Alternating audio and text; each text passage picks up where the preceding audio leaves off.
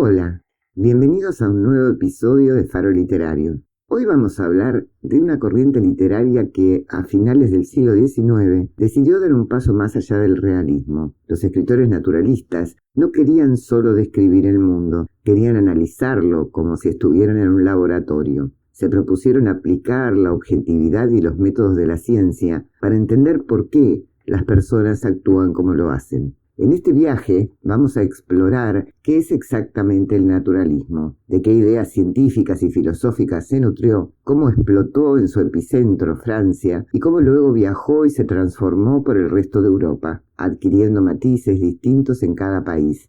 Vamos a levantar el velo de las apariencias para mirar de frente el lado B de la realidad. Para entender el naturalismo, primero tenemos que viajar a la segunda mitad del siglo XIX.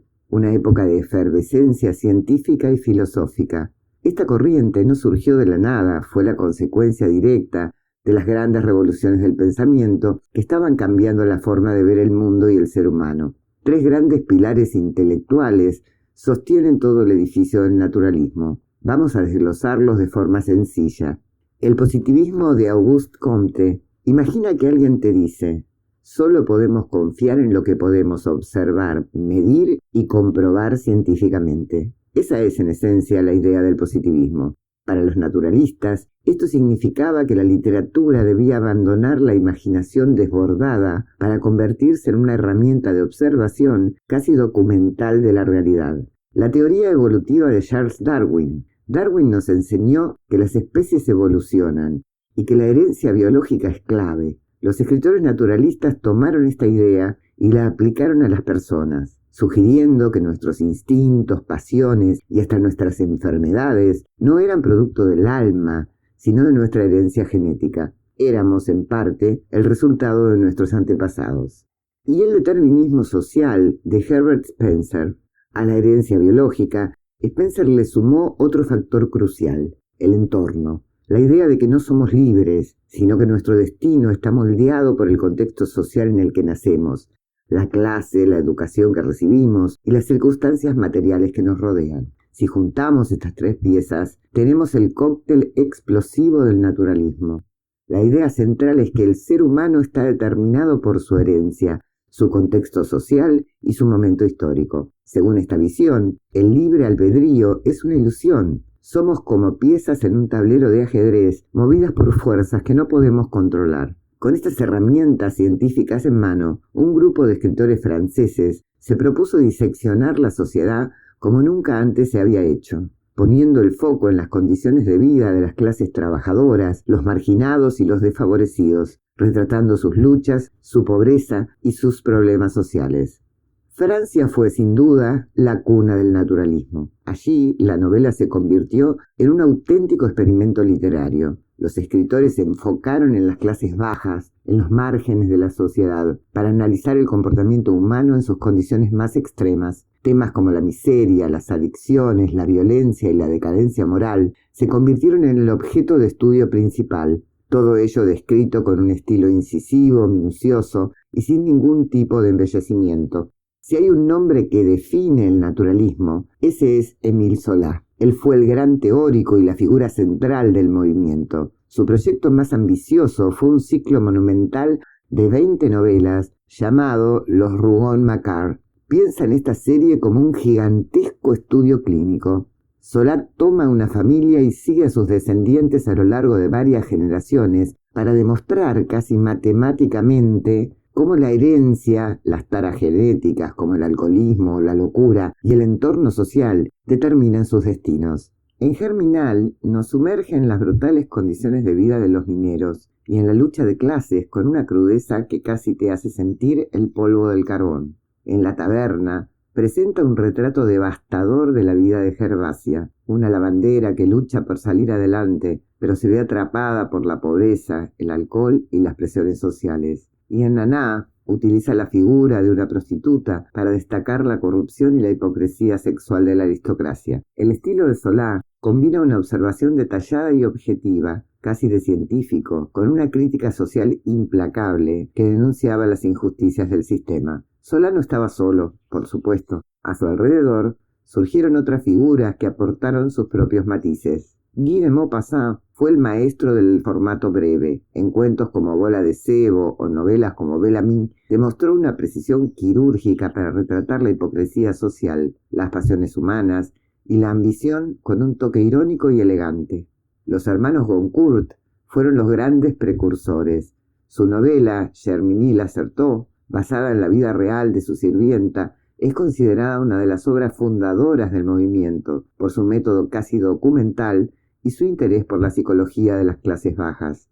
Otros, como Alphonse Daudet o Joris Cart-Huysmans, también formaron parte de este universo. Daudet aplicó estas ideas de forma menos rígida, explorando el fanatismo religioso en La Evangelista o la decadencia moral en Safo, mientras que Huysmans, en sus inicios, nos dejó retratos implacables de la vida de una prostituta en Marta o de las trabajadoras parisinas en Las Hermanas Bataille. Esta fórmula literaria creada en Francia no tardó en cruzar fronteras. Veamos cómo fue recibida y adaptada en otros países. Comienza ahora nuestro viaje literario por Europa. Vamos a descubrir cómo cada cultura tomó el molde del naturalismo francés y lo llenó con sus propias preocupaciones, sensibilidades y realidades sociales, creando versiones únicas y fascinantes. En España, el naturalismo llegó, pero de una forma más moderada. La visión fatalista y puramente científica de Solá chocaba con una tradición más espiritual. Aquí brilla con luz propia la figura de Emilia Pardo Bazán. Ella fue una de las grandes intelectuales de su tiempo y adaptó las ideas de Solá, pero con importantes matices. En obras maestras como Los Pasos de Ulloa, retrata la decadencia de la aristocracia rural gallega, mostrando el peso del entorno, pero sin negar del todo la libertad humana. Además, fue una pionera al usar la literatura para criticar la desigualdad de género, como hizo en La Tribuna, la historia de una trabajadora de una fábrica de tabaco. El autor español más cercano al modelo francés fue Vicente Blasco Ibáñez. Sus novelas valencianas, como Cañas y Barro o La Barraca, tienen el vigor, la crudeza y la fuerza visual de Solá, retratando la lucha de los campesinos, pescadores, contra una naturaleza y una sociedad implacable. En la Inglaterra victoriana, el naturalismo no fue tan explícito. La sociedad era más reacia a su crudeza y a su determinismo radical. Sin embargo, sus ideas se filtraron en la obra de grandes autores. Thomas Hardy es un ejemplo perfecto. En novelas como Tess de los Sugarville, vemos un profundo determinismo marcado por el entorno rural y las convenciones sociales. Sus personajes luchan contra un destino trágico que parece escrito de antemano. Por su parte, George Gissing fue el gran cronista de la miseria urbana de Londres. En New Grave Street, por ejemplo, analiza con pesimismo las dificultades de los escritores para sobrevivir en una sociedad puramente comercial. Y no podemos olvidar a George Moore, quien, influenciado directamente por Solá, introdujo el naturalismo en Inglaterra, rompiendo con las convenciones victorianas. Su novela Esther Waters es un retrato directo y sin concesiones de la vida de una sirvienta que lucha contra la pobreza y la estricta moral de la época. En Italia, el naturalismo adoptó un nombre propio, verismo. Su objetivo era el mismo, retratar la realidad de forma objetiva, pero se centró sobre todo en las regiones más pobres del sur del país. Su máximo exponente fue Giovanni Verga. En su obra cumbre, Los Malavoglia, narra la lucha por la supervivencia de una familia de pescadores sicilianos. Verga desarrolló una técnica que llamaba impersonalidad, tomada del realismo. El narrador desaparece para dejar que los hechos y los personajes hablen por sí mismos, sin juicios ni sentimentalismos. Pero el verismo no era solo Verga. A su lado estaba el gran teórico Luigi Capuana, quien defendió intelectualmente el movimiento. En su novela El Marqués de Rocaverdina, aplicó el determinismo naturalista al análisis psicológico de sus personajes, demostrando la solidez de esta corriente italiana. Para terminar nuestro recorrido, hagamos una parada en otros países para descubrir las sorprendentes variaciones del naturalismo. La obsesión alemana por el detalle, la empatía rusa por los oprimidos y la sátira portuguesa contra la decadencia. En Alemania destacó Gerhard Hauptmann con su drama social Los Tejedores, que narra una revuelta obrera. Pero lo más fascinante de Alemania fue su innovación estilística. Imagina una escena de una película filmada en una cámara súper lenta que no se pierde ni un solo parpadeo, ni el temblor de una mano, ni una mota de polvo en el aire. Eso es el Sekundenstil, o estilo al segundo, un intento radical de que la escritura dure exactamente lo mismo que la acción que describe. Sus pioneros fueron Arno Holz y Johannes Slav, que buscaron capturar la realidad segundo a segundo. En la Rusia zarista, Máximo Gorki se convirtió en la voz de los marginados. Obras como La Madre o la pieza teatral En el fondo son retratos crudos pero llenos de empatía. Pero el naturalismo ruso también tuvo una cara más introspectiva con Leonid Andreyev,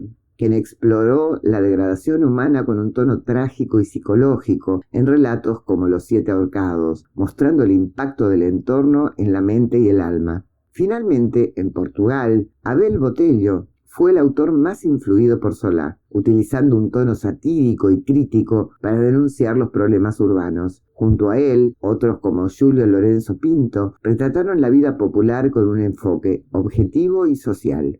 Así, vemos que la semilla determinista de Solá floreció de formas muy distintas. En España se mezcló con la fe, en Inglaterra se contuvo con la moral victoriana y en Italia se apegó a la tierra del sur, demostrando que ninguna idea cultural se importa sin ser transformada. Entonces, ¿qué nos queda hoy de todo esto? El naturalismo, con sus diferentes acentos europeos, fue una corriente que se atrevió a mirar donde nadie quería. Fue una literatura valiente que expuso las fuerzas biológicas, sociales y económicas que nos condicionan, a menudo de forma invisible. Si tuviéramos que resumir su enorme legado, podríamos destacarlo en 3 puntos claves. Nos dio una nueva visión del ser humano. Ya no éramos héroes con un destino en nuestras manos, sino seres complejos atados a nuestra biología y a nuestro entorno, llenos de luces, pero también de sombras. Convirtió la literatura en una herramienta de denuncia social. Al enfocarse en las clases bajas, en la miseria y en la injusticia, el naturalismo puso sobre la mesa problemas que la sociedad burguesa prefería ignorar. Y renovó las técnicas narrativas. Su búsqueda de objetividad, su estilo directo y sin adornos, y su método casi documental, abrieron nuevas puertas para la novela del siglo XX. Las obras naturalistas pueden ser duras, pesimistas y a veces desagradables, pero siguen siendo increíblemente relevantes porque nos obligan a preguntarnos por las fuerzas que moldean nuestra propia vida. Y aquí les dejo una pregunta para reflexionar. ¿Qué realidades incómodas de nuestra sociedad se atrevería a retratar un escritor naturalista hoy en día? Gracias por acompañarme en este viaje al lado más crudo de la literatura.